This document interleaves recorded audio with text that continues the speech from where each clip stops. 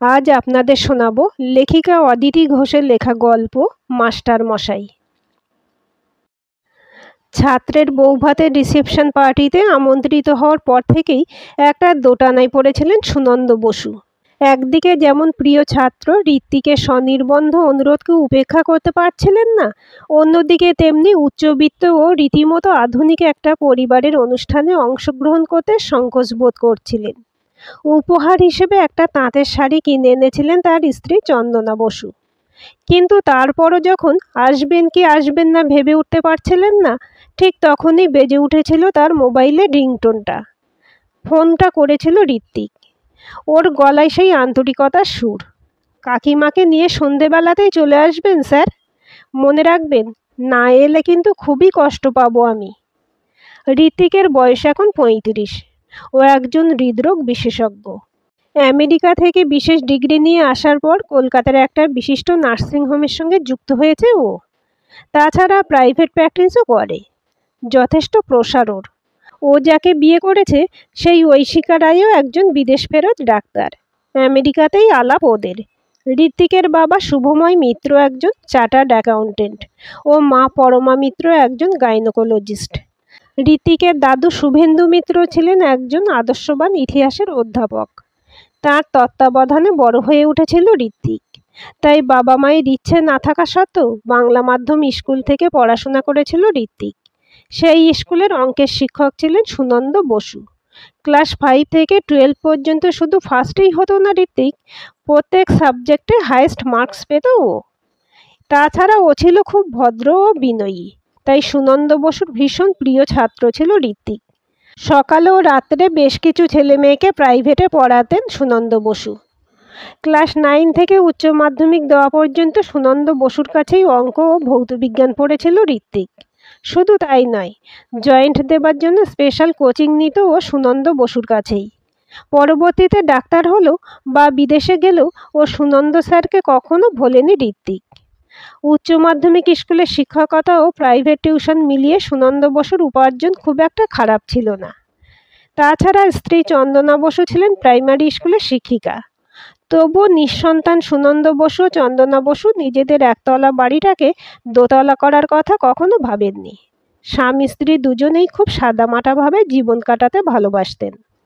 তাদের দুজনের উপার্জনের থেকে একটা ভালো অঙ্কের টাকা তারা একটা অনাথ আশ্রমে দান করতেন প্রতি মাসে। এখন শিক্ষকতা থেকে অবসর নিয়েছেন দুজনেই।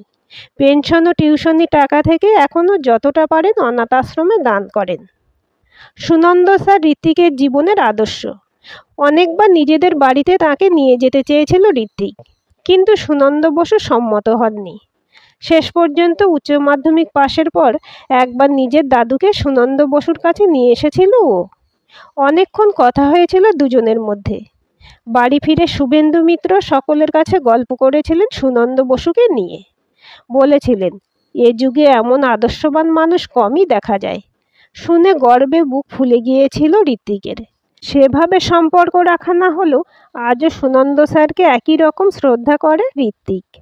সেটা বোঝেন সুনন্দ বসু।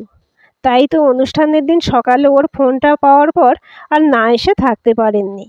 ঋত্বিকের বুঝিয়ে দেওয়া ঠিকানা মতো নির্দিষ্ট লজে পৌঁছে চোখ ধাঁধিয়ে গেল সুনন্দ ও চন্দনার। চারিদিকে ফুলের বাহার ও আলোর রোশনাই। মনে হচ্ছে যেন স্বর্গপুরীতে এসে পড়েছেন। এমন অনুষ্ঠান বাড়িতে ইতিপূর্বে আসেননি তাঁরা। সর্বত্র রাজকীয় আয়োজন। রিসেপশনের চেয়ারগুলো অলঙ্কৃত করে বসে আছেন যারা, তাদের দেখলেই বোঝা যাচ্ছে যে তারা বেশ সম্ভ্রান্ত। পুরুষেরা কেউ পরেছেন যথেষ্ট দামি কোট ও প্যান্ট, কেউ পরেছেন অত্যাধুনিক শেরওয়ানি ও ম্যাচিং ধুতি। জুতো থেকে পোশাক সবই চোখ ধাঁধানো। মহিলাদের পরনে বহু মূল্যবান শাড়ি অথবা আধুনিক কোনো পোশাক। সাদামাটা জীবন কাটানো সুনন্দ চন্দনা জানে না যে এইসব পোশাকের নাম বা মূল্য। তবে সব মহিলার অঙ্গেই শোভা পাচ্ছে বেশ কিছু করে ভারী গহনা। সেখানে সুনন্দ পরে এসেছেন সাধারণ মানের শার্ট প্যান্ট ও চন্দনা পরেছেন একটা মুগার পাড় দেওয়া পিওর সিল্ক শাড়ি। এর থেকে দামি শাড়ি তার নেই। গলায় একটা সরু চেন ও হাতে শাঁখা পলার সঙ্গে একগাছা করে রুলি। প্রসাধন বলতে সিঁথিতে একটু সিঁদুর ও কপালে একটা টিপ। সকলের মাঝখানে নিতান্তই বেমানান তাঁরা। ঋত্বিককে কোথাও দেখতে না পেয়ে নিজেদের সংকোচ থেকে মঞ্চে সোজাসুজি না বসে একটু পিছনের দিকে চেয়ারে বসেছেন তাঁরা। সবাই যখন একে অপরকে হাই হ্যালো করতে ব্যস্ত, তখন তাদের দিকে ফিরেও তাকাচ্ছে না কেউ। কারণ এরা সবাই হাই সোসাইটির মানুষ, একে অপরকে চেনে, কিন্তু তাদের চেনে না কেউ। বুফে সিস্টেমে খাওয়া দাওয়ার আয়োজন হয়েছে। মঞ্চের একদিকে স্টার্টার হিসেবে নানা রকম খাবার সাজানো নানা কাউন্টারে। সবাই ঘুরে ঘুরে নিজেদের পছন্দ মতো খাবার তুলে নিচ্ছে। তবুও সুবেশ ওয়েটাররা ট্রে করে ড্রিঙ্কস সার্ভ করছে ঘুরে ঘুরে, নানা ধরনের পানীয়। সুনন্দ জানেন এর মধ্যে যেমন সফট ড্রিঙ্ক আছে, তেমনি আছে হট ড্রিঙ্কস। সকলকে জিজ্ঞাসা করে ড্রিঙ্কস সার্ভ করছে তারা। সুনন্দ চন্দনার পোশাক আশাক দেখেই তাদের স্ট্যান্ডার্ড বুঝে ফেলেছে তারা, তাই একজন ড্রিঙ্কসে ট্রে নিয়ে চলে গেল। সম্ভবত তার কাছে হট ড্রিঙ্কস আছে। তৎক্ষণাৎ অন্য একজন এসে দাঁড়ালো ট্রে হাতে, বলল, কি দেবো আপনাদের? পাইনঅ্যাপেল জুস, অরেঞ্জ না ম্যাঙ্গো? সুনন্দ চন্দনা আনারসের জুসই নিল। জুস খেয়ে ওয়েস্ট বক্সের গ্লাসগুলো ফেলে এসে চুপচাপ বসে রইলেন তাঁরা। মাঝে মাঝে কানে আসছিল নানা ডাক।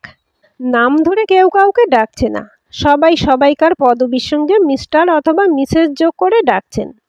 মিস্টার মিত্র ও মিসেস মিত্র ডাক দুটো কানে আসতেই ঘুরে তাকালেন সুনন্দ। দেখলেন ধোপদুরস্ত পোশাকে দাঁড়িয়ে দুজন ভদ্রলোক ও ভদ্রমহিলা। সবাই তাদের কাছে অ্যারেঞ্জমেন্টের ভূয়সী প্রশংসা করছেন। এরাই যে ঋত্বিকের বাবা ও মা, বুঝতে অসুবিধা হলো না সুনন্দের। তাদের সঙ্গে সুনন্দ বা চন্দনার পরিচয় নেই। উপহার স্বরূপ কেনা শাড়ির প্যাকেটটা এখনো দেওয়া হয়নি, সেটা সুনন্দর হাতেই রয়ে গেছে। ঋত্বিকই একমাত্র পরিচিত। আর যার সঙ্গে পরিচয় ছিল সেই শুভেন্দু মিত্র তো কবেই ইহলোকের মায়া ত্যাগ করেছেন। ঋত্বিককে দেখতে না পেয়ে কিছুটা অস্বস্তিতে পড়েছেন তাঁরা। সে হয়তো ব্যস্ত হয়ে পড়েছে বিশেষ অতিথিদের নিয়ে, কিন্তু নিজেদের কেমন অপাংতেয় মনে হচ্ছে। এরই মধ্যে তার মোবাইলটা বেজে উঠল। ঋত্বিক ফোন করেছে। আপনি কি আসেননি স্যার? হ্যাঁ, আমি তো আধ ঘন্টা আগেই এসেছি। আপনারা কোথায়? আমি ভেতরে না গিয়ে অনেকক্ষণ আপনাদের অপেক্ষায় গেটে দাঁড়িয়েছিলাম। একবার শুধু ভিতরে গিয়েছিলাম, তখনই হয়তো আপনারা এসে গেছেন। আপনাদের দেখতে না পেয়ে আমি হতাশ হয়েছিলাম। আমি এখনই যাচ্ছি। ভিড় ঠেলে ঋত্বিক হন্তদন্ত হয়ে এগিয়ে আসছে দেখে সুনন্দ চেয়ার ছেড়ে উঠে দাঁড়িয়ে হাত নাড়লেন। ঋত্বিক কাছে এসে তাদের দুজনকে প্রণাম করে উঠে দাঁড়িয়েই হাত ধরে নিয়ে এলেন বাবা মায়ের কাছে। সুনন্দ দেখলেন হাই সোসাইটির আর 5 জনের মতো বাবা মাকে ড্যাড বা মম বলে না ঋত্বিক, বাবা মা বলেই সম্বোধন করে। ও বাবা মায়ের সঙ্গে পরিচয় করিয়ে দিল সুনন্দ ও চন্দনার। শুভময় মিত্র ও পরমা মিত্র দুজনেই পায়ে হাত দিয়ে প্রণাম করলেন সুনন্দ বসু ও চন্দনা বসুকে। শুভময় মিত্র বললেন, ঋত্বিকের মুখে শুনেছি যে আপনি সচরাচর কোথাও খুব একটা যান না। আমাদের এখানে যে এসেছেন সেটা দেখে খুব ভালো লাগছে।